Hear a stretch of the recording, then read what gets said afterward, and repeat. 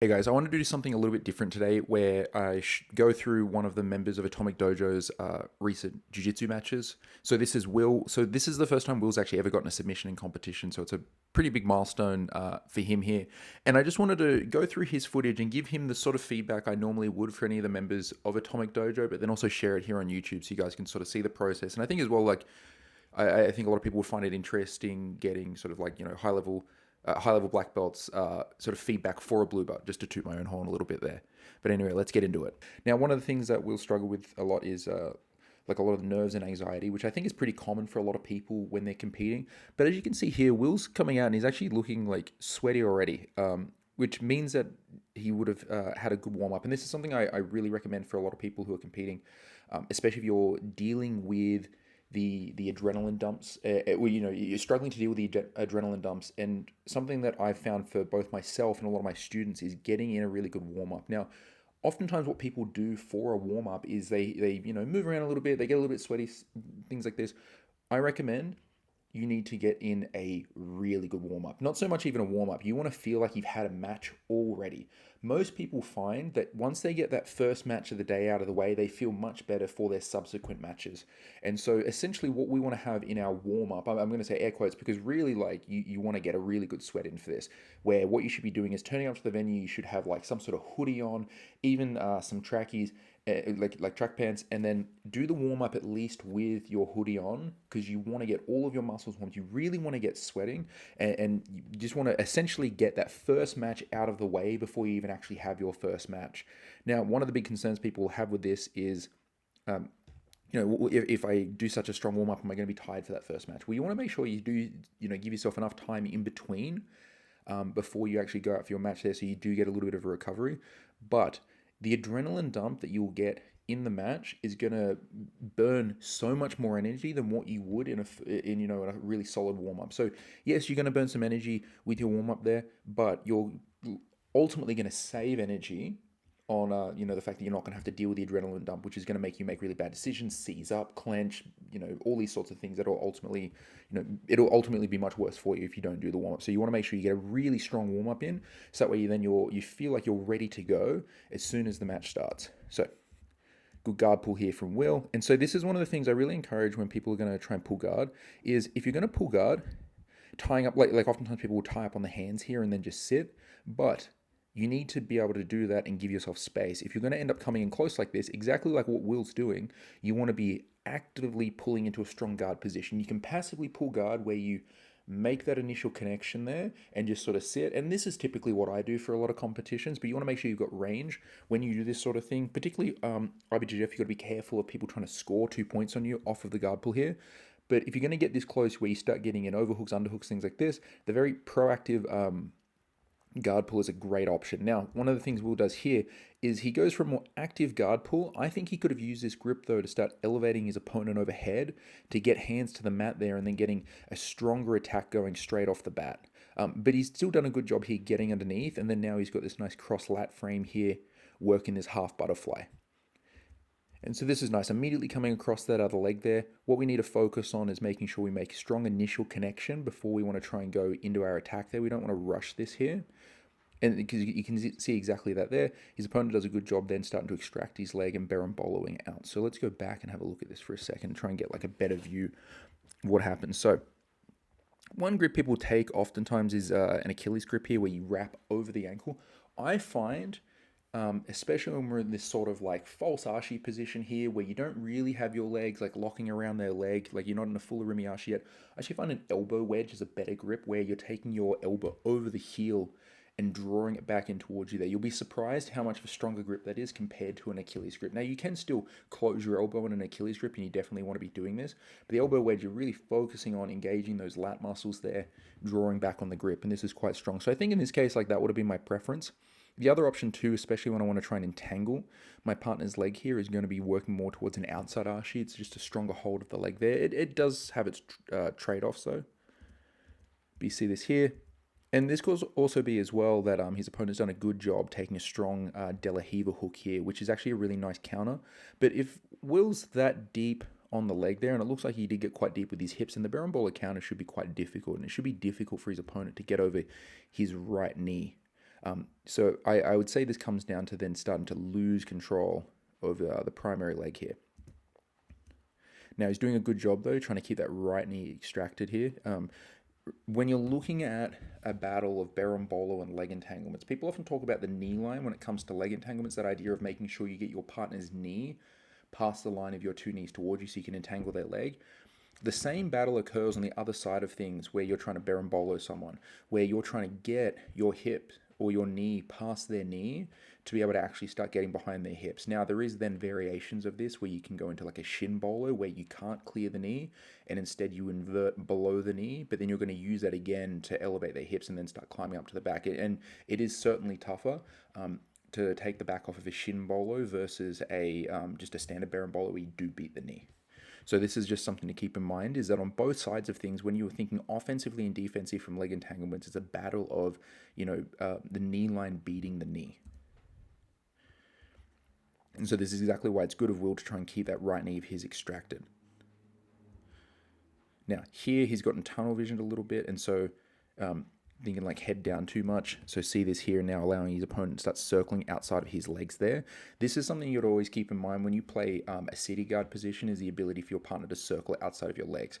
You can do things hooking with your feet that prevent them moving side to side, but it's not going to be as effective as when you work feet on the outside. That'll really limit their side to side movement. So this is something that Will needs to keep in mind here, is the sorts of connections he's making from his seated guard. Now, against a kneeling opponent, I'd be wanting to try and wrap up and then turn myself in this direction. Like the shin guard is not particularly necessary here, and this is one of the big issues. One of the other members of an Atomic Dojo, Jake, was actually asking about dealing with when you play a shin guard position like this, where they post on the ankle and they try and backstep like this here. One of the big mistakes I generally find people make with a shin guard position like this, where they're playing like shin to shin, gripping the back of the calf, is they treat it too much like a guard where you can sort of grab and hold and play quite static. They're treating it similar to how you would play like a half guard, a close guard, things like this, where you can sort of grab and hold. But really, you want to treat this more like an actual like seated guard position, where it's about like a series of movements and constant off balancing and things like this.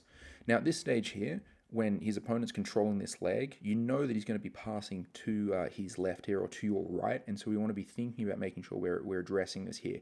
We don't want to be sort of stuck hunkering down on this leg when he's going to be backstepping out and creating this angle on our guard. So this here, like once this happens, this should set off alarm bells for us as the guard player that they want to circle out in this direction. There is things we can do, but like we'd rather try and, sort of address it early rather than try and counter it as it happens. And see exactly this here. And so this is a good response from his opponent, where as they create a flank on us, we start like our legs start lifting, our hips start lifting, things like this. He's starting to go into more like over-under style passing.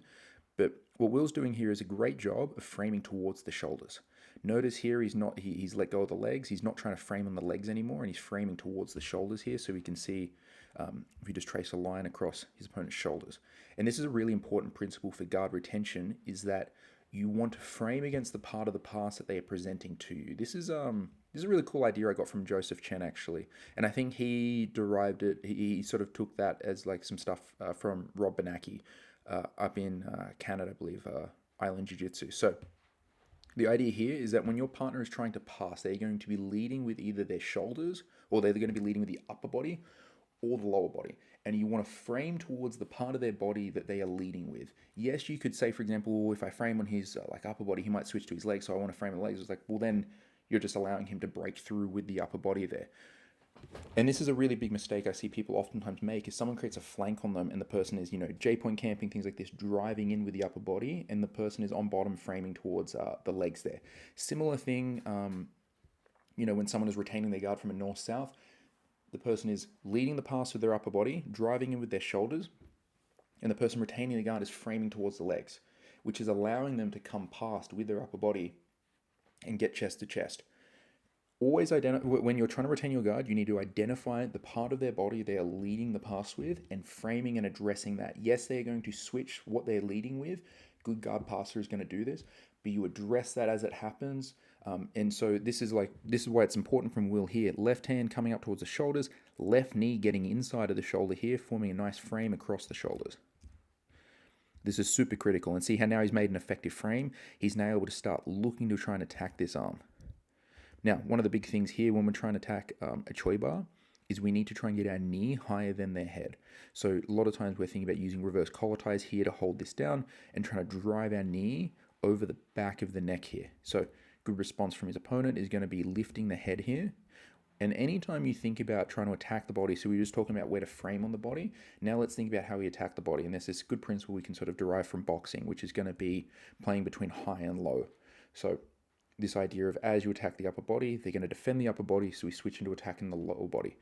And we can do this based on identifying posture. So this is probably not going to be a good color to use, but too late, I've already got it here. So if we've got a partner who's working with vertical posture here like this, we're going to be thinking about going towards the lower body because they're presenting the lower body. If they're working with horizontal posture, so they're bent forward, we attack the upper body. So you think about if they've got vertical posture or horizontal posture. I really should change the color that I've got here for this. Sure, we'll go with pink. Pink sounds good. Cool. We'll switch to... There we go. Cool. Switch to pink. So we're going to be thinking about what posture our partner is taking. If he's got vertical posture, we attack the legs. If he's got horizontal posture, we attack the upper body. And so if we look at what's happening here for a second, go back. He's starting with horizontal posture. His head is down, his head is in front of his hips. As Will is attacking the upper body here, he's starting to pull away. He's in vertical posture. Anytime your partner gets to vertical posture, it's going to be very, very difficult to attack the upper body. Like you think about like when you've got someone in a triangle, for example, and they're able to get their head nice and high, it can be difficult to try and actually then continue on the triangle. Not impossible, but you have to break them back down. You've got to bring them back down to horizontal posture. So then this will be a good time for Will to try and go into attacking the legs. And this is where it's important to be able to identify that change in posture, so then you don't have to then take the time to work out, okay, my attack's not working. You know this already before just from the simple posture change. And so now what's happened is Will's waited too long and kind of like waited until he's lost the armbar to start trying to switch into something else versus knowing that he's lost the armbar before it's actually happened. So then what's happened here is his partner's come over the top. Now again, we're going back into leading the pass with the upper body, so we're going to frame against the upper body here. But see, this is a big mistake people make in octopus guard. So see here, Will's going towards octopus guard, where he is reaching across the back before he's built up any height. And then it becomes very difficult now for him to actually get up. So you see he's like sort of stuck in this situation here. He initially had a great grip that he could have used. So staying on this cross lat frame here in the armpit. And then what he can do is frame his opponent away and then heist up onto his elbow. So the idea is he would want to go from his head being down here, using that frame to push his opponent away and then getting his head up nice and high here, just propped up on his right elbow. So you want to be thinking about like just like bringing yourself up on your elbow, framing away with this hand here, building up that height, because then you can shift your partner's weight away, getting their head away from being over the top of your head. And then you could think about reaching over the back. But see, because he reaches over the back here first, now he's getting flattened out. And so now it's going to be like a little bit of a scramble here to try and recover his guard. See how he's now having to start thinking about, potentially turtling. His partner's in a position now he could potentially work his way towards mount. Yeah, and so notice this here. So his partner's gotten a little bit tunnel vision, started sort of shifting his weight away. Should have probably considered trying to circle towards north-south. But see how, because he's now messing around with the legs on this side of things here, he's taken his weight away from Will, so Will's able to build up onto his elbow. And this is what we wanted, but we wanted to do this first.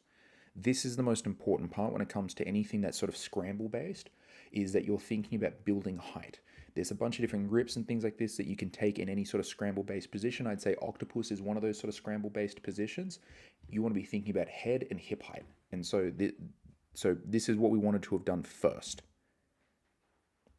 But then see this here. So we're going to be staying up on that elbow. And then even if like they reach back for the crossface, there is a bunch of really nice counters here. Like we've got like hip switch options here where we can trip him over on this side, for example. I've got videos on that. I've been using Octopus for quite a while now. So we could think about like hip switching, tripping him over this leg, for example. You could even think about stepping over and leading him onto his back here. But even if like we start losing the crossface, we can use this as an opportunity to bring our legs back inside. And this is a big thing to consider when it comes to octopus guard. oftentimes is even if we're going to lose the battle for head height, if we can get our knees on the outside of our partner's knees there, we might not necessarily gain top position, but we can use it as a way to recover our guard, especially if we're thinking about using Octopus in a defensive way, where they've done a good job starting to pass our guard. We're being reactive with our Octopus, using it to try and recover. We can build up height, and that'll indicate that we're going to get top position. But at least if we get our knees on the outside of our partner's knees, we can use this to then recover our guard. So see this here. So Will's got his left knee on the outside there, forming like a butterfly hook. Bring right knee in here, beautiful. And then now we're back to a butterfly guard. Now, Will's here trying to work a shoulder crunch. This is very, very difficult to try and shoulder crunch with a low elbow position. So what we need to have is our elbow behind our partner's shoulder. A big mistake people make is when they're working a shoulder crunch is they lock over the shoulder and they try and push their partner's face using their elbow here. I want to have my right elbow as high as possible and to keep my grip nice and strong. If my elbow stays low, they're going to be able to go palm up, slip their elbow inside using like that supinated sort of position with their arm, slip the elbow inside very easily. So you keep your elbow as high as possible, pointing towards like 12 o'clock position here. And if I try and frame on the face using my other elbow, my right elbow is going to drop down and then they're going to be able to slip their elbow out. So what I need to do instead is keep my elbow high and then pull over my right shoulder to keep my grip nice and strong. And this means that now I'm going to be able to hoist them over my shoulder, hit my sumigaeshi, and I never lose that high elbow position. The pushing on the face doesn't really add anything. So you can see this here. So exactly this. So like I said, I haven't watched the match yet, but like you got indications like this that tell you how things are going to go. Where low elbow position, we lose the elbow. But this is okay. Like it's not the end of the world if we lose the elbow. We're still in a good attacking position here. But see, so not anymore. Because then Will's allowed him to get around the waist here. So we lost the elbow and we went supine here. Good option when we go supine is trying to forward shift to then start off balancing. But even if we want to work an overhook sumigaeshi from here, we can't be just flat on our back. So notice like Will's doing a good job here starting to angle his shoulders off the floor. This is good. But then now he's allowed him to get outside of his legs here. So let's go back for a second. So we had our shoulder crunch. Personally, I'd prefer to try and forward shift into like a collar tie sumigaeshi straight away, not allowing him to necessarily get in chest to chest. Actually, there was an opportunity for this as we lose the elbow, for example, and not allowing him to necessarily just like bring everything underneath. Actually, even in this moment here, where we lose the elbow. So we had initially our sort of shoulder crunch here, or you can even do it off pinch headlock. We lose the elbow, starting to come in and take an elbow tie. And we can actually even use an elbow tie, especially if we reinforce it with our other hand to our chest there, to start elevating our opponent overhead, putting hands on the floor. Then we can go back into a shoulder crunch if we want to. Or we can use it to go into like other types of attacks. We can start entering the legs, things like this. We don't want to just allow him to then drop everything inside and get around our waist. So from here, and then his partner's done a good job again. So similar to the shin guard position before, what he's done is addressed Will's left leg and then moved towards the other hook. And this is something to keep in mind here. So because he's using his hand here to address this leg, the hook is no longer effective. And then the other thing he's doing is moving towards the other hook, and this will weaken this hook here. Butterfly hooks are strong when you have your partner moving off of the hook because you're going to get tension in their hip there. Because that's pretty much like the mechanic of a sumigaeshi. If I've got a right butterfly hook, I'm trying to lift to my left. And so if you start moving to my right, you're moving off of the hook, taking all the tension out of it there, and it's no longer effective. So he's done a good job here starting to clear this. What we need to be thinking about doing is trying to steer ourselves to our right and closing off the space at our right hip here. So you can see right now, you can see the tip of Will's knee. So we think about this is the angle of his hip here right now. What Will needs to do is take himself around and close off the space at his hip. When we think about what's going on with guard passing, the whole battle for the guard passer is to get inside of the space at your partner's hips. If you think about any effective guard pass, it's going to be requiring dominating the space at the hips. You will sometimes see at like lower belt levels, people can just sort of go to side control chest to chest, for example, trying to win at the shoulders. But if you look at any high level match, any effective guard pass is going to require beating the hips, whether we're thinking body lock passing, whether we're thinking about even getting into side control, you need to dominate the hips. We're thinking half guard passing, for example, where it allows us to dominate the hips and the shoulders, so that's a special exception there. We're thinking double unders, we're thinking over unders here. Anything like this, it requires dominating the hips. So this means our priority when we're retaining guard is to defend the space at our hips. This is critical. So what Will needs to be doing here is bringing his head around. He's already lost the battle here of his left hip. And now there are things we can do to potentially recover this, but what I would focus on is wanting to make sure we defend our right hip, because an effective guard pass is going to require both hips. So let's see what happens now. So because he's trying to attack the arm here. Yeah, so see this here. Now his opponent has managed to get past and he's inserting himself at the hip here. Yeah, so see this here. So see how Will's trying to move away? And so exactly this here. So his opponent's trying to bring his hips into that space. This is where framing on the hip can be effective. It's not ideal though. Like I'd want to try and personally, what I would prefer to do is grip the back of my calf, use a self frame to keep that space at my hip closed off. But see this here. So Will's done a good job now getting towards a half guard position. But see this here, even if we end up in a half guard, that he can still dominate that space at our hip there, because especially see how like initially his opponent is, it's not a very good angle of it here, but see he's dominated that top hip here. He needs to get over Will's right knee and get inside of the hip, and then now he's in a very, very strong position. It's not a pass in of itself, but he has now dominated the hips, which means he's in a great half guard, and you can use that to then pass. He can even potentially go over the top of this knee and beat this here. So what Will needs to be thinking about doing is how can he get his right knee to his chest. Now, he can do this by, for example, exactly this, a butterfly hook, creating an off balance to force his opponent to step his left leg wide, and that would allow Will to recover his right knee. Like this is a good option here. Yeah, exactly. So, and then he's used that to recover his guard. Now, again, here, same thing again. His opponent's doing a good job getting inside of this leg. So this is where we need to be thinking about how do we off balance him, forcing hands to the mat here. This is where I think from a seated guard, getting proficient with collar tie sumigashi is very important, because it allows you to just constantly off balance your training partner. It doesn't require particularly strong grips, or it doesn't require grips that are particularly difficult to get to. And then you can have very good effect on your training partner. They start posting hands on the mat, allowing you to get strong underhooks. You can set up arm bars, allows like legs to start posting, so you can entangle the legs. A bunch of really strong options off of a collar tie sumigashi. I highly recommend it for anyone that wants to play like a seated guard. And now again, he's doing a good job getting under this leg, creating a flank. So Will wants to be thinking about taking his head to his right, and again, defending that space at his right hip. See this here? So awesome. Much better this time. Now he doesn't want to get tunnel vision. And a common mistake people make here is they're getting attacked with an over-under, and they get a little bit excited on trying to attack the choi bar, like what Will's doing. And instead, there are a bunch of different options here. We can like Granby roll, for example, to try and roll the person through. We can try and think about framing on the shoulders, trying to like bring our left knee inside here. Good option would be is if we can get underneath the chin. One of my favorite options is, especially if we can displace the head position, shift the head away, is working what I call a tricep drag, where you can then like counter an over-under by going into a crucifix.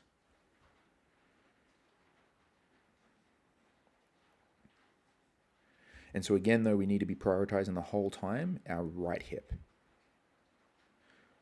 There is options here where we can try and grip the tricep like this. I prefer to go inside. And now what's happening is his opponent's doing a good job keeping his head inside of Will's left hip, which means it's hard to have good effect on this arm. I'd prefer, if I could, using a collar tie or getting underneath the chin to shift the head across to the other side of my body, because then it's going to take away his ability to beat this hip here. Because right now, what really beats this hip, Will's left hip, or what allows him to dominate this left hip, is not even the grip, it's actually the head position here. Because with the head position occupying that hip, he can circle his right arm inside. So I'd be focusing on trying to shift the head away and defending the space at my right hip. Then that opens up a ton of opportunities for different counters as the guard player. So see this here. So, and again, so we're attacking the arm here, getting tunnel vision when he's around our waist. So we want to be thinking about like addressing the problem that's actually in front of us. Octopus guard again, but see how now again we still haven't built up the height. So notice that we went for that, and then now he's stuck underneath. So we need to be thinking about using like a cross lat frame. If we go back for a second, we can use a cross lat frame or try and build up some height first, and then we can shoot that over back grip. Because we don't have the height here, it's just going to be very, very difficult to make work. But beautiful, this is nice here. So this is a good thing that we can use. So his opponent and this is actually if you watch Jack Della Maddalena versus Islam Makhachev on Atomic Dojo, I did a breakdown of that match quite a while ago, looking at some of Islam's half guard passing. One of the things that you saw was Jack Della was trying to go back and forth between Octopus and underhook. And what Islam was doing that allowed him to beat Jack Della there was the shifting in his head position from having his head over the elbow and going head over head. Anytime Jack tried to go Octopus, Islam brought his head over the top of Jack's head, which prevented him from building height. And so what you could do then is then go back to the underhook. But Islam was so good, he was ready to switch back and forth constantly, killing the elbow. Because what happens here, if you see exactly what Will's done, is he went Octopus here. His opponent has done a good job shifting over the head, preventing Will from building height. Which means that Will can now come back for the underhook on this side here. But what Will's got to do is continue getting the head across. Yeah, exactly. He needs to get his head on the same side as the underhook here. Anytime you're trying to work underhooks from bottom position, you want to have your head on the same side as your underhook. There are plenty of situations where you can take an underhook and it's preferable to have your head on the opposite side. From guard position, I haven't found a situation where it is preferable. There's a ton of times, for example, when you're in top half guard passing, where you can take a near side underhook and taking your head over the far side. When we're working the standing position, especially if you like to use like a lot of more Iranian style, like wrestling, with this idea of working like an underhook with your head on the opposite side, if you like watching Yazdani, for example. But for when we're talking about bottom position, there is rarely a time where having your head on the I can't think of a single example where your head on the opposite side is beneficial for the underhook. I'm sure there probably is one. I just can't think of it right now. But same thing here. We don't have that high elbow position, so we lose. See, we need to have our elbow on the back of the shoulder there, pointing at that 12 o'clock position. Now, a great variation of this, because people love this shoulder crunch, I think, because Gordon Ryan popularized it. But I think for most people, pinch headlock is actually a better option because it still gets the same torque on the arm, but then you have the added control of gripping around your opponent's head. This will just overall offer you more control, and then anytime you lose control of their head, they circle out. You can always go back to the shoulder crunch. But if we always go shoulder crunch first, and especially if we telegraph it, they slip the elbow. But if we look to go for the head first, even if we start with a low elbow position, we get good control, we can build up to a high elbow position, then we can work into like effective sweeping. So this would be something to keep in mind, is if we can try and go around the head, not just trying to go for the arm straight away. Because see this here, same thing. He goes supinated with his, he supinates and pulls his elbow through. Then he's back to the over-under. And again, same thing here. He's on the over-under, so we need to be taking our head to our right side. Well, actually, you know what? Will's done a good job here getting a hold of that leg. Oh, because his partner hasn't actually switched just yet there. So he's done a good job getting a scoop grip on this leg. This is nice. I wouldn't necessarily recommend this, but he's done a good job preventing his opponent from actually clearing from the hook straight away. And so he's able to start entangling. Now, something to keep in mind here, as we're starting to try and attack the leg, is if we find we're not getting a good effect on the finish, we just want to try and take top position out of it then. Now, something to keep in mind. Rimi Ashi, yeah, so I was going to say, so I think that looks like Will's brought his legs into an outside Ashi position here. My preference when we're thinking about trying to finish ankle locks is if we can work with a hip post, if we can plant our foot inside of our partner's hip, especially like if you can get your knee vertical where it's pressing downwards rather than off of your opponent, it means your leg's less likely to slip. But let's say we get forced to an outside Ashi position here, we can't get a hip post, our partner's doing a good job. Trying to go into a belly down position is also fantastic. It pins their knee to the floor, it gives you a great way of sort of like it allows you to drive directly away from the shin, versus when we work in outside Ashi, we don't necessarily have the frames against our partner's hips then, so that way then as we extend away, they can move in towards us. But yeah, if we take them belly down, this is going to be very strong. Oh, actually, you know what? Has he got a... Oh, cool. He does have a hip post here. And this is what I'm talking about. Like, I don't like so much trying to press off of the person. I think pressing downwards on the hip is better. But let's talk about this here, because this should still be, if we have a strong grip, we should still be able to finish this. The key thing to focus on is going to be, when you want to have a strong ankle lock grip, is going to be your elbow position. What I want to have is, if I'm controlling my partner's heel, I want to make sure that I'm using my elbow to pull the heel in against the side of my pec there. This will give you the perfect angle on a footlock, and it also means your lat muscle is preventing them from kicking their leg through putting the boot on. Now, we're not going so far that I put my partner's heel on my pec in towards Aoki locks. One, because in this rule set, Aoki locks are banned, but two, I actually don't think Aoki locks are the best way to try and attack the legs. Even if I want to put pressure into the knee with an ankle lock, I still would prefer to keep the heel just underneath my pec there. When I bring the heel high and onto my pec, this creates like a lot of instability. Like if you watch my match against Bilal, for example, I would even deliberately bring my heel out so that way that I have the ability to move and start escaping the leg entanglement. So what we're going to be focusing on here is not so much about like figure fours and things like this. And like, don't be wrong, figure fours can support this principle of a tight elbow, but we just need to be making sure we really bring that elbow inside. If you watch Mikey Musumeci, his preferred grip, and I think this might be in my opinion, this is probably the strongest grip to use for ankle locks, is going to be reinforcing that elbow position with my other hand here. We're doubling up on this idea of closing my elbow towards my body. So this would be something that I think could really have helped Will here is going to be, because notice like the angle, see how the knee points across the body there, which means the heel is pointing outwards. There are variations of ankle lock, for example, like variations of spiral ankle lock where you can have the heel pointing outwards, but I still find the most devastating ankle locks, you're going to have the heel pulling inwards and towards the body there. Now you can make adjustments towards spiral ankle locks here if you wanted to. And this is smart of Will. He's recognized at a certain stage there, okay, like I haven't got it, I need to make some adjustments here. And this is when we're attacking ankle locks, and like I'm saying before, if we don't have it, we can use this to sweep. We can just simply choose to take top position, like from the leg entanglement there. I would recommend it, especially if we can take a knee over the hip there, driving it to the floor, pinning the hip, and then we can just heist, take top position. This is a good idea. What I would generally say is that as you're attacking the legs, like if you don't feel like you're making progress towards like a leg, actually finishing your training partner, then choose to take top position. Now this is a nice pull here, and this is what I'm talking about. So when I was saying before, like shin guard not being a position to grab and hold, this is a better example of what it should be, where we're going to be quite proactive, especially he stands up. We just enter in straight away, just looking to off balance straight away. We get hands to the floor, but notice again, lower elbow position here, so we lose the arm. Now back into a collar tie sumigaeshi here would be a good idea. See how we got control of the head straight away. See how he's trying to hug Will's leg. We've got the collar tie here. We've got his head nice and tight in towards our shoulder, so we've got his head lower than ours. That means right hand can just control the elbow. Very easy sumigaeshi to the side here. So this is something that I would recommend for Will to work on, is going to be that collar tie sumigaeshi. I think it complements really nicely a lot of the attacks that he's already using from his guard here. Because see how now his opponent's able to then like shoot towards the body lock. Now this is where the finish comes in. So this is the part I have seen. So he does a good job here. He's done a good job snapping towards his left arm. And so notice he inserts this side guard position. So we call this a side guard, where you place the shin across the side of the hip.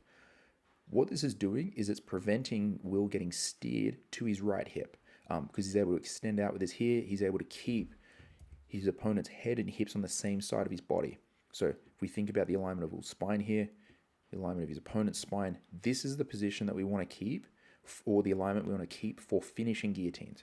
Defensively, what his opponent wants to do is end up getting his hips across on the opposite side. He wants to end up in these cross-side positions here. Like you just think about like simply when you've got a guillotine on someone and they go to side control, they want to be cross-side on you. So oftentimes trying to steer the person to their right hip allows them to then start going over the top there. Because he's done a good job here, placing this side guard position acts as a physical barrier. So that means his opponent can't go in this direction. So Will's then connected his leg high over the back here and gone towards a high elbow guillotine here. Notice some amazing things he's doing. He's focusing on pulling, trying to curve his opponent's spine. He's not extending at all here. He's pulling everything in towards his body. He's got his left shoulder inside of, his left elbow inside of the shoulder here. This is fantastic. And his head is forward. Now, my preference is not towards high elbow guillotines, but if you have your legs connected around your partner's hips, then by all means. And the only reason I say it's not my preference is because until I can get my legs connected to my training partner, the idea of I don't want to be controlling just my opponent's head, because I wouldn't consider myself realistically having a finish just yet. Now, if you work any sort of variation of arm in guillotine, you have a lot more control because you're controlling the head and the arm there. This means if they squirm, they roll, move around, things like this, much easier to follow, and you can constantly make adjustments. But if you can get your legs connected on your training partner, then this is ideal. Now, a common thing, again, is that he's going to try and circle to his left. He still wants to end up cross-side. So we've got the right leg acting as a barrier here, and we've also got the left leg framing inside of the hip. So we've got two things here that are keeping him in like a parallel spine position to ours. So then now we've done a nice job connecting our legs to the hips. And this is the number one thing you want to try and look for to turbocharge any guillotine finish is, can I connect my hips to my training partner's hips? You can connect your hips to your training partner's hips. This will just turbocharge any finish. Like an example of this, and it's not even so much about even like necessarily having, like your legs around their hips here. If he locks a closed guard around you, so say for example, if you're passing and you grab a front headlock and your partner places you in a closed guard, they've just committed themselves to like a death sentence. So it doesn't matter how we connect our hips to our training partner's hips, we want to get them connected. Great example of not locking our legs around the hips here, but still getting our hips connected is if you mount your training partner, for example. I know your knees sort of your legs still go around the hips, but you're not locking behind necessarily. And this turbocharges any finish. So number one thing, there's a bunch of different gripping variations you can use for guillotines, but connecting to the hips is the make or break difference. And see this here, allows him to follow. Notice he doesn't allow at all his opponent to get cross-side on him here. He's able to keep that there, and he's just slow, steady pressure. He's not going crazy on it. There's no heaving, no jerking, things like this. And this is something you want to keep in mind when you work strangles, is you should be applying it in a way where you should feel confident that you can hold it for about 30 seconds. Because sometimes, especially if we don't have it quite perfect, it takes time. It's not like a joint lock where, you can sort of hold it in the one steady position, and it's like you've either got it or you don't. You can hold a guillotine in one position here, not necessarily make any further progress, but he's still going to slowly go unconscious. So you want to make sure with any sort of strangle that you're patient with the finish. You don't want to be doing anything where you sort of trying to jerk it on, squeeze really hard, let go, squeeze really hard, let go. You want slow, steady pressure. You're thinking 20% pressure, being able to hold that steady. Maybe you turn it up a little bit, but you want to be able to hold that over an extended period of time. So this is great from Will. I'm just going to bring it back and just let it run for a second because I think this is just great to just highlight his first submission in competition here. It's a nice little snap there to the guillotine as his partner brought his head down. We switch into that high elbow, getting our legs connected there, just patient there. Notice he doesn't really change any of his positioning here. Just a beautiful finish there. And let's see if we get that hand raised at the end. There we go. Well done, Will.